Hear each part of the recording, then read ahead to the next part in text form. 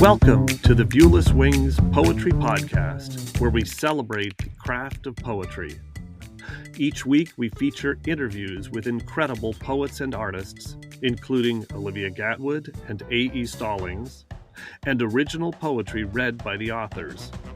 I'm your host, James Moorhead, Poet Laureate of Dublin, California, and author of Canvas and Portraits of Red and Gray. Ryan McRee is a writer, dramaturg, and theater director based in San Jose and Los Angeles.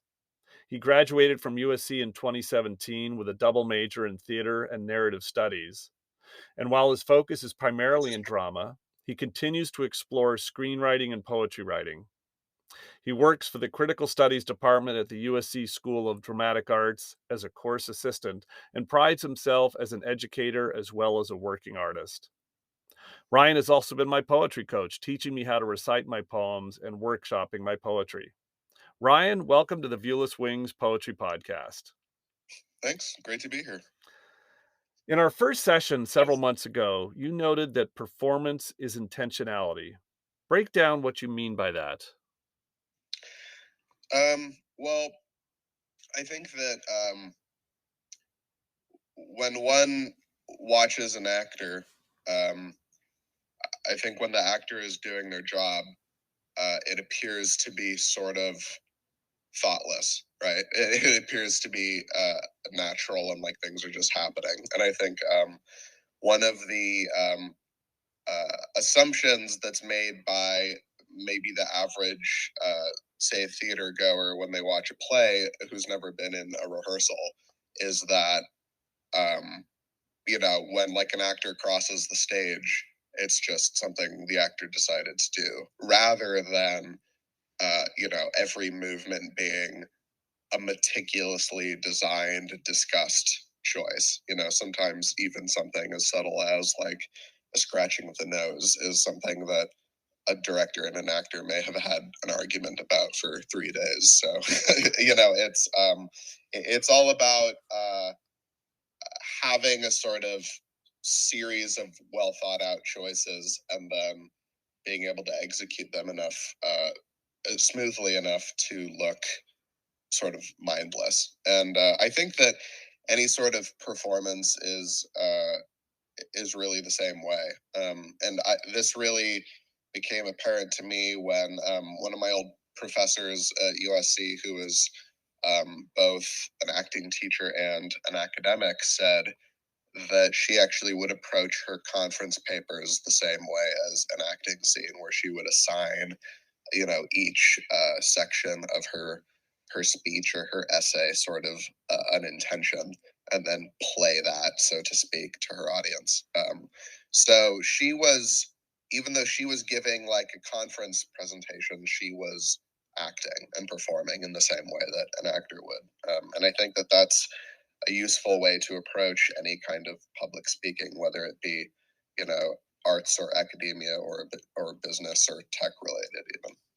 Perfect. Yeah, and you also you mentioned that, and just to build on something you just said, that thinking of a transitive verb for a poem or a portion of poem or even a line can be helpful. Do you break that down a little bit further? Yeah, so the study of drama is all about the study of actions, and that's how actors and directors understand a play is characters having an objective and then performing a series of actions to obtain that objective. And that is ideally, you can understand everything that happens in a play through that lens. So the practice of sort of assigning a transitive verb to your lines is a way of getting in touch with what your character is doing at any given moment and like what your character is pursuing. So in the same way, I think that, while poetry is not always characters interacting, so to speak, although sometimes it is, a poem is trying to accomplish something in the same way that a piece of drama is. It's trying to incite a mood of some sort. Maybe objective of the poem is a little bit more mysterious sometimes than maybe a play is. But I think that um, comes. I think the responsibility comes down to the person reciting the poem to know the poem well enough to uh, sort of bring light to what that effect is. And the way they can do that is by making their reading actionable, by giving it that meaning. And one of the things we spoke about is you have experience both of theater and reciting poetry. How are preparing to recite a poem and preparing to perform a script different? How are they the same? And of course, I'm sure it depends on the poem. Mhm. Um, I think in some ways they are. Um, I mean, they're definitely different because they're different mediums, and with a poem, you don't necessarily have to like flesh out a character per se as like a full human being. But they're similar in that they both require like a very formal kind of study of a piece of writing, and that's how any actor starts. And later they might invite a lot more, things like, oh, how do I connect this to myself, or um, other sort of exercises to bring more emotionality into it. But I think any good actor starts with just a very analytical read of a text. And I think that is how someone reciting poetry starts as well, is just breaking down what's happening in every moment of this poem, right? So in that way, they're pretty similar. And then I also think they're pretty similar in that, like, once you have the general sense of the poem figured out and the movements and sort of the journey of the poem, uh, then it's all about just final tweaking that's very not intellectual, right?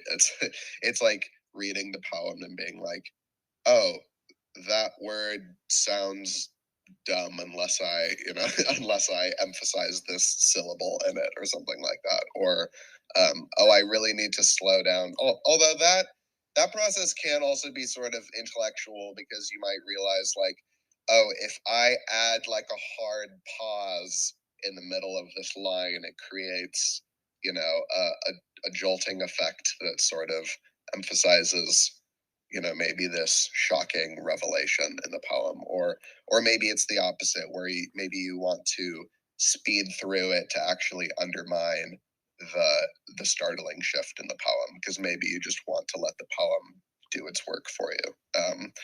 So there's definitely that mix of kind of heady abstract analysis and then just kind of a common sense of like what sounds good and what doesn't. And you've shared some very practical tips for marking up a poem to prepare it for performance. Kind of walk through your approach to taking a finished poem and then marking it up to make it easier to read effectively. Well, the biggest thing I do is add imaginary punctuation. And some poems are punctuated already and some are not. And even when they are punctuated, you might want to add more punctuation to your reading. Um, and that usually for me just consists of like, you know, ellipses, periods, or commas just to kind of denote how quickly of a pause I might want to take. And even if a poem has punctuation, you might want to add a natural punctuation that the poem would never actually visually have. Like, for example, maybe you want to, um, you know, say three words kind of disjointedly. You might add two commas and make it like, um, you know, her favorite dog, right? So you might add commas there where that wouldn't make any sense actually visually in the poem. And then for non-punctuated poetry, I think it's uh, actually really really important to punctuate it for reading because it's so easy to in the middle of your read kind of lose track of the rhythm of the poem, or maybe you spontaneously decide to make a different choice and then you realize halfway through it, like, oh, that didn't work at all. Like my rhythm is completely off now. So I think, and while I think if you know the poem very well, there's something to be said for spontaneity, and deciding to change your read on the fly can be great. But it also can definitely mess you up if you're not super confident about what you're doing. So I usually mark for rhythm, but certainly you can also mark for meaning, like doing some of those actionable, intentional things as well. So, how has your interest in poetry influenced how you approach drama and screenwriting? Oh, that's a good question. Um, I think that one of the biggest things I I get from poetry is that the meaning of a poem does not need to be obvious, but it needs to be present enough that the reader walks away with something, right? Because you're almost making a bargain with the reader. Like if you're not going to tell the reader exactly what your poem is about, you at least need to give them some kind of uh, reaction to go home with, even if it's not, the exact, maybe uh, correct, whatever that means, reaction. So I think that when I write plays and screenplays, poetry makes me think about sort of how to obscure how to obscure things in order to create suspense, right? So like using mystery as a way of actually hooking people rather than alienating them. And I definitely think there's a balance to be struck, because I think everyone gets frustrated when it feels like a writer is sort of snobbishly withholding the meaning of their work just to be pretentious, right? So you don't want to do that, but you want to, I think, withhold enough information at the right times to just keep the the reading engaging. And so that's something I think is very present in a great poem that screenwriters and playwrights can really benefit from. You brought a poem to read. I'll hand the mic over to you, and then we can discuss both the poem and how you approached reciting your work. Cool. All right. This poem is titled "The bird I am trying to catch in the net of this play was a seagull shot by Trigorin, and they wouldn't even let me play the part." Papa Tennessee wrote a man named Tom, pandering and meandering through life, himself and not himself, escaping, not enduring. What had he to escape there in the footlights of a prize winning play, while I wither, pitifully, in the light of day? The man falls to the stage floor, hurling misery at an empty house. "I am not an interesting person, mother," he wails aloud. "You must understand I am not." How self indulgent this attempt to perform for nothing. For no one came. They were all attending the festival that rejected his entry. Too long for the circuit and too short for picture houses, so the story goes. Papa Tennessee, too, was far too interesting to his mother, but his bitching was tolerated, its echo figurative, for the playhouses were full and the people kept coming and coming, and there's a revival of Cat downtown. Meanwhile, I'm the idiot in Macbeth, more Polonius than Claudius, Scapan in the handicap space, unworthy to hold the property sword I left in the care of an armless stagehand. Albee had written me a play on a gin-stained napkin, the scrawl of his name, and underneath the words, "Keep your chin up." If Oedipus had no Thebes and realized his tragic error in a Glendale apartment, blind and alone, with not a friend to take his calls, would he have cared to know himself? Cool. I love it. I love it. I love the intersection of playwright and poet in this piece. What's the backstory to the idea, and what revision and editing process did this poem go through? Yeah, so this is a fairly old poem, actually. I wrote this poem um, my last semester of college, and I was in a poetry writing class, actually.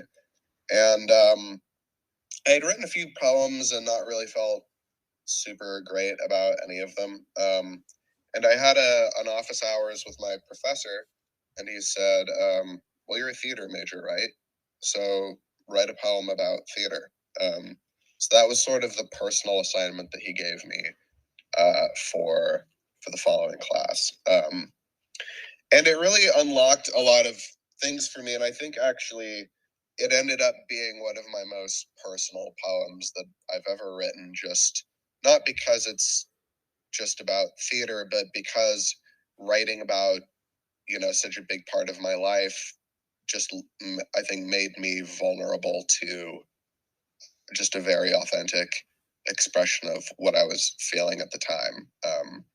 And I think in a lot of ways, this poem is about me being at the end of college, sort of having anxiety about, the future as, an artist out on his own. And I think the poem is in a lot of ways sort of like my sort of nightmarish vision of like what the worst possible thing could be, right? Like, um, and what's interesting now is because, of COVID shutting down all the theaters, revisiting this poem now is kind of interesting because it has been a time of tremendous hardship for a lot of artists. And I think there's been a lot of sort of soul searching and people trying to sort of reevaluate the direction they're going. And I think Mm. that's really what this poem is about, just in a more sort of angsty, angry way than maybe I'm feeling right now. But yeah. So when helping me learn how to recite my poem Crush, you reminded me that even though I know what happens in the poem, the audience doesn't. You also talked about performing the turn in a poem. Using your poem as an example, how did you approach setting up key moments that you wanted to hit in the poem? Um, I think that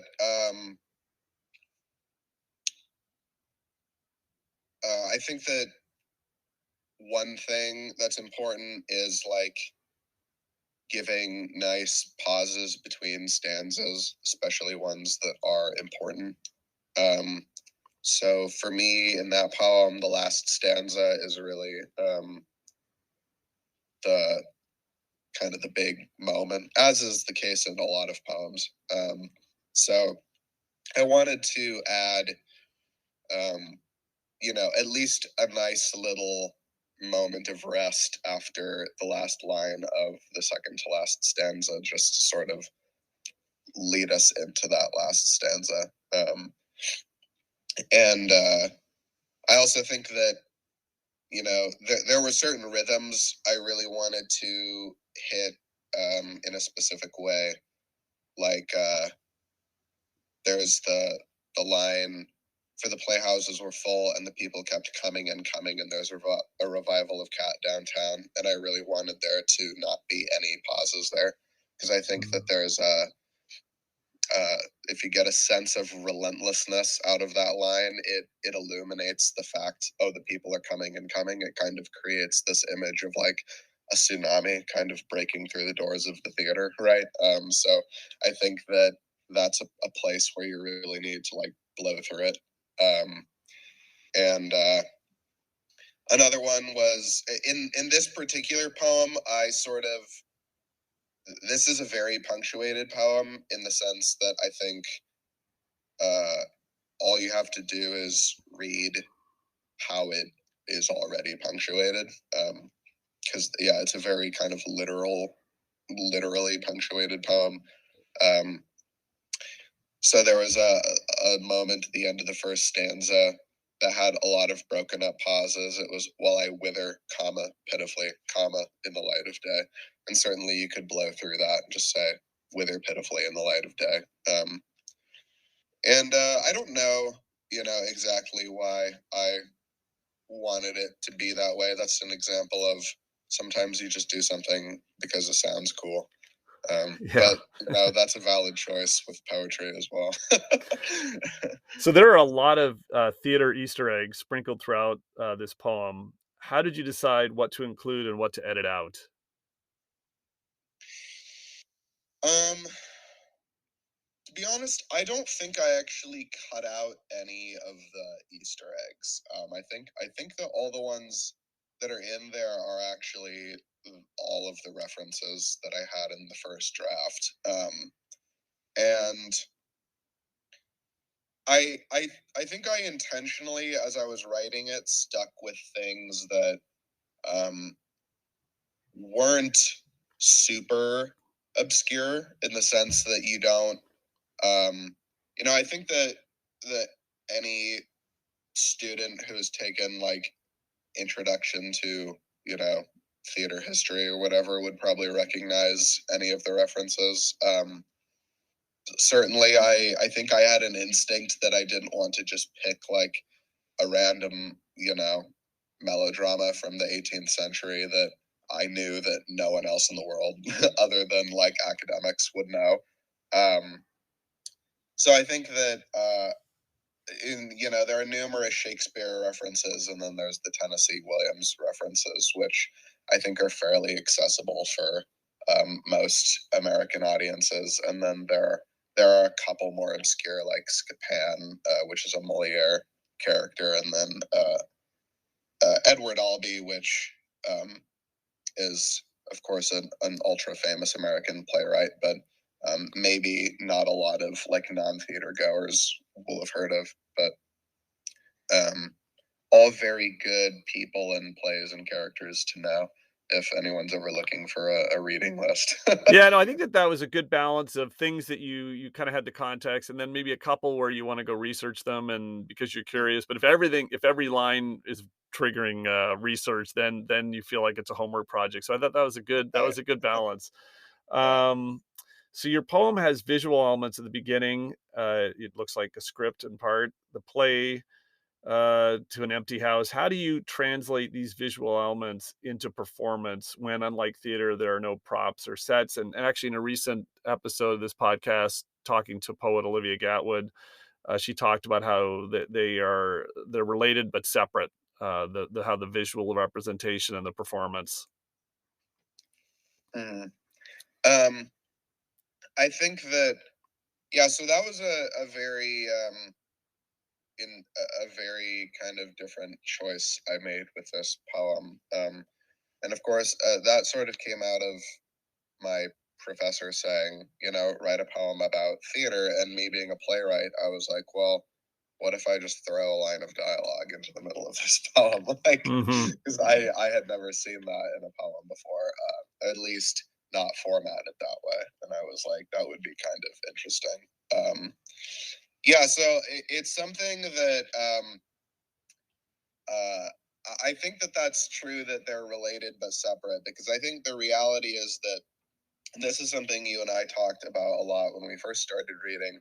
I think that you want the visual design to uh, affect how you read the poem, but the reality of the situation is that it will be almost impossible to give the reader an exact image of what the poem looks like from your reading, because there are just so many different ways that it could. And in fact, I think that was one thing that we did together was um, I read you a poem without you being able to look at it, and then I asked you like, "What do you think this poem looks like?" And it was like a super. I think it was I a remember sort of that. long Yeah, poem, yeah. and it was one of those poems that's like super broken up into like micro stanzas and just very oddly formatted. And it was like, there's no possible way that I, as a reader, could ever convey the way that poem looks, right? But I think there are ways that uh, you can sort of hint at it.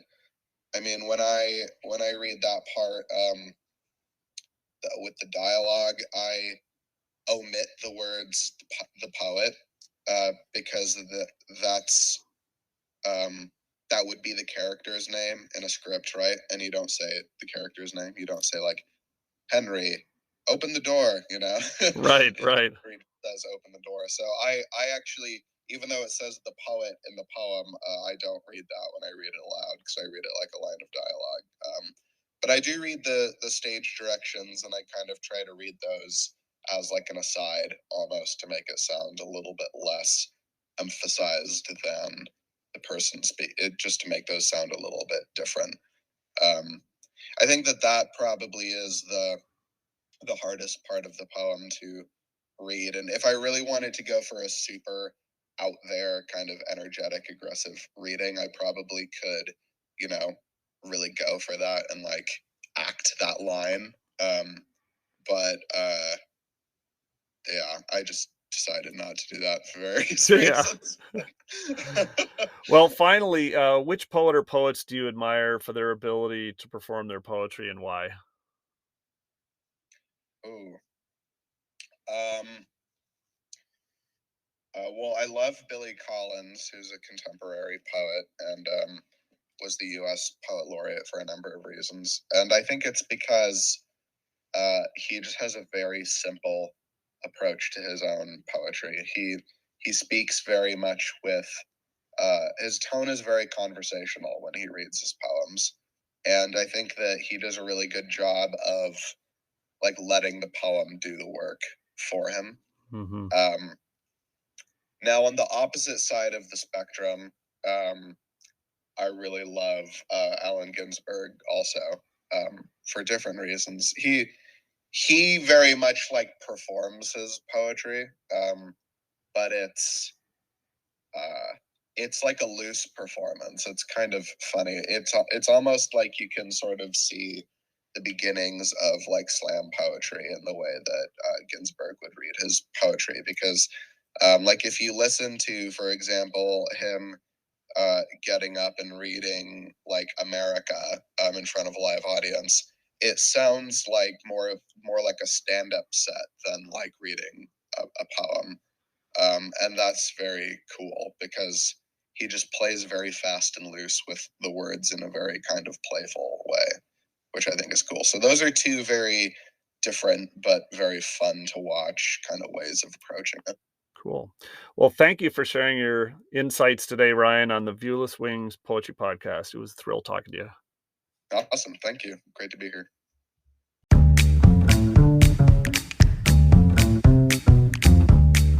The Viewless Wings Poetry Podcast is written and produced by James Moorhead. You can follow me on Twitter at Dublin Ranch, subscribe to the Viewless Wings Poetry Podcast, and follow us on viewlesswings.com or on Instagram at viewlesswings.